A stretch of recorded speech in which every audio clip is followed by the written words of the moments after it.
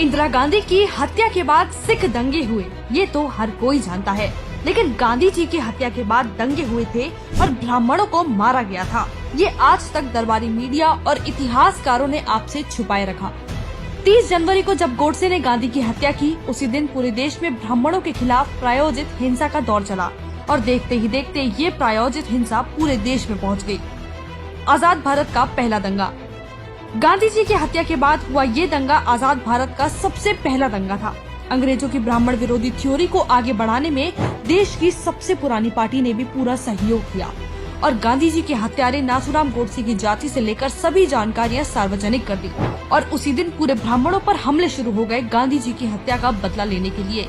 इन सब में सहयोग दिया खुद कांग्रेस के ही नेताओं ने। मध्य प्रदेश के पूर्व सीएम और कांग्रेसी नेता द्वारका प्रसाद मिश्रा ने खुद अपनी किताब में लिखा कि महाराष्ट्र दंगे में पुलिस ने जिन 100 कांग्रेसी कार्यकर्ताओं को गिरफ्तार किया था, उन्हें छोड़ने के लिए उन पर दबाव डाला गया। सोचिए दिल्ली में बैठे किस पीएम ने ये करवाया होगा।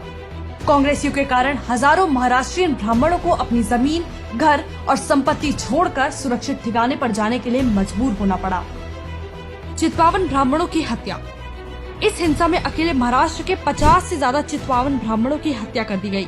उनकी गलती बस इतनी सी थी कि नाथूराम गोडसे भी चित्पावन ब्राह्मण ही थे और वो भी चित्पावन ब्राह्मण थे। यहाँ तक वीर सावरकर जैसे नामी नेताओं को भी नहीं बख्शा गया। उनकी संपत्तियां नष्ट कर दी गई। उनके भाई नारायण सावरकर की मॉब लिंचिंग कर हत्या कर दी गई। इतिहास के पन्नों से मिटाया। जब आजाद भारत का ये पहला दंगा हुआ, तब देश के प्रधानमंत्री की गद्दी पर गांधी के सबसे बड़े चेले नेहरू बैठे थे।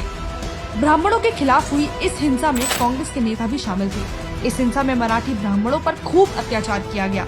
सैकड़ों मराठी ब्राह्मण मारे गए। इन मारे गए ब्राह्मणों की ना तो नेहरू की सरकार ने कोई पुष्टि की और न ही उनके परिवार का कोई रिकॉर्ड रखा था। इतिहास के पन्नों से हमेशा के लिए उन्हें मिटा दिया। जारी है ब्राह्मण विरोधी एजेंडा। आज भी इन लोगों के द्वारा ब्राह्मण विरोधी एजेंडा चलाया जा रहा है। हमें इनकी एक झलक भीमा कोरे गांव में भी देखने को मिली, जिसको कांग्रेस के लोग और दूसरी अन्य पार्टी मिलकर चलाती है। देश की जनता आज भी इस दुखद घटना से अनजान है। आज भी देश के लोगों को इस कांग्रेसी साजिश के बारे में कोई जानकारी नहीं है।